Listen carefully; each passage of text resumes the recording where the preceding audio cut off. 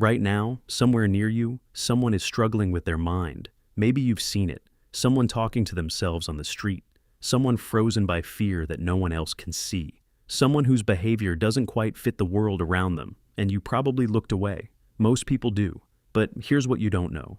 The way you just reacted, that mix of unease, pity, and confusion, is not a modern response. It is ancient, far older than hospitals, far older than medicine, far older than the word illness itself. And what your ancestors did next is far stranger than anything you'd expect. For most of human history, the mind was not something you could see. You could point to a broken bone. You could watch a wound bleed. But a mind that turned on itself, a person who heard voices no one else could hear, a person who stopped eating, stopped speaking, stopped recognizing the people who loved them, that was invisible. That was unexplainable. And for ancient humans, the unexplainable was never neutral. It always meant something. The oldest evidence we have of humans responding to mental suffering is not in writing. It is in bone. Archaeologists working across Europe and Africa have found skulls dating back more than 7,000 years with carefully drilled circular holes in them, a practice called trepanation. And here is the part that stops most people cold. Many of those skulls show signs of healing. The bone grew back. The person survived. Someone drilled a hole into a living person's skull, and that person kept living, sometimes for years afterward. Anthropologist John Varano spent decades studying these skulls and concluded that trepanation was not accidental. It was deliberate, practiced, refined. And it was done, researchers believe, to release whatever was trapped inside, the evil, the spirit, the pressure, the thing that was making the mind go wrong. This tells you something important about how ancient humans understood a troubled mind. They did not think it was the person's fault. They thought something had gotten in, something external, something powerful, and that changes everything about how they reacted.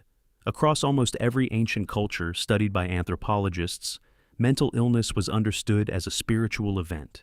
In ancient Mesopotamia, one of the first civilizations we have written records for, specific demons were blamed for specific symptoms. A demon called a Saku caused seizures. A spirit called Lilitu caused nightmares and paralysis. If you seemed to lose your mind, you had not broken. You had been chosen, targeted, invaded. Texts recovered from ancient Babylon describe healers called Ashipu, specialists in exorcism, who were called in before any physical healer. Before anyone checked your body, someone checked your spiritual status. This is not as primitive as it sounds. Think about what these ancient observers were doing. They were looking at a person whose behavior had changed dramatically and asking, why? What caused this? What is the mechanism? They were wrong about the answer. But the question itself is remarkably scientific, the same question doctors ask today. In ancient Egypt, the approach was layered. Papyri discovered in the 19th century, including the Edwin Smith papyrus and the Ebers papyrus, describe symptoms we would now recognize as depression, psychosis, and dementia. Historian of medicine John Nunn analyzed these texts and found that Egyptian healers used a combination of herbal remedies, incantations, and what can only be described as early talk therapy. Priests would sit with a troubled person and encourage them to speak, to name what was wrong, to describe what they felt. The ancient Egyptians believed the heart was the seat of the mind and that illness could take root there through unspoken grief. The remedy was to bring it into the open. They were not wrong. Modern psychotherapy works on almost exactly the same principle, but ancient reactions to mental illness were not always gentle. And this is the part of the story that gets complicated, because ancient communities also feared what they did not understand. A person who acted erratically was unpredictable. In a small group of 20 or 30 people trying to survive, unpredictability was dangerous. Anthropologist Christopher Boehm studied hunter-gatherer societies across multiple continents and found that communities had clear, practiced ways of managing members whose behavior disrupted group cohesion. First, they would warn. Then, they would ostracize. In rare extreme cases, they would expel, or worse. But here is what Boehm also found. When the disruption was clearly involuntary, when the person seemed to be suffering, not choosing, the response shifted. Hunter-gatherer groups studied in the 20th century by ethnographers consistently showed that people who could not care for themselves were cared for by the group. disabled individuals, elderly members who could no longer contribute, people who seemed lost in their own minds. There is archaeological evidence of this too.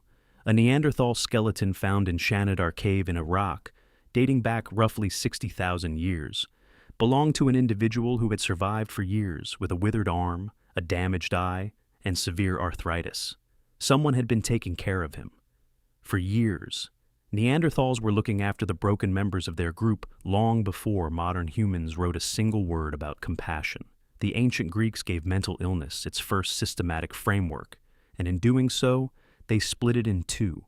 On one side, philosopher-physicians like Hippocrates argued that the mind was biological, that what we call madness came from imbalances in the body, too much black bile, too much heat, too little sleep.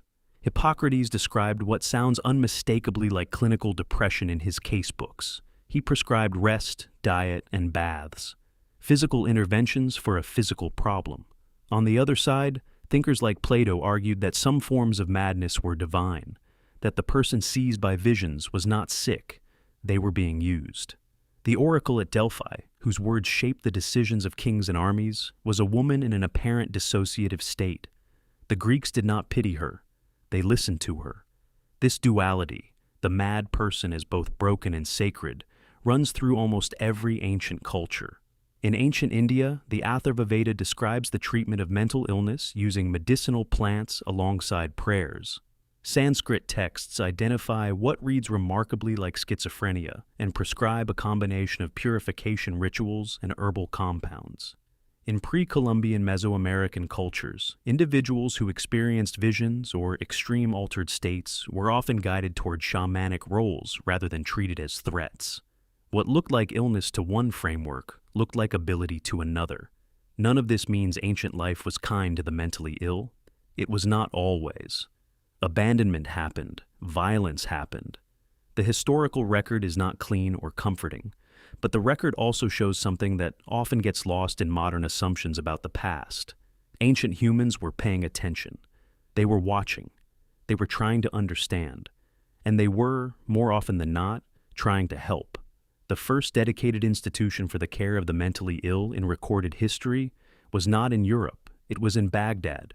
In 705 AD, the Bimaristan, a hospital established during the Islamic Golden Age, included wards specifically for people experiencing mental illness.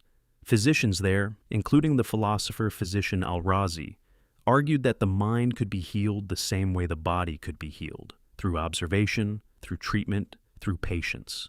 While medieval Europe was still debating whether madness was demonic, Islamic physicians were writing clinical case studies. So, what does all of this mean for you?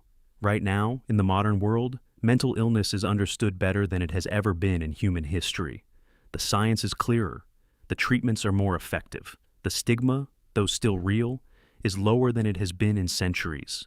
And yet, something ancient still moves in you when you encounter a mind that isn't working the way you expect. A flicker of unease, a reflex of distance, a wondering glance before you look away. That reflex is old. It was built in a world where the unexplainable meant danger, where the unpredictable threatened survival. Your ancestors felt it too, standing at the edge of the firelight, watching someone in their group stare at something no one else could see. But those same ancestors also drilled careful holes in skulls to help. They sat beside the suffering and asked them to speak. They carried the ones who could not walk. They built rooms for the ones who needed care. The fear is ancient, so is the compassion.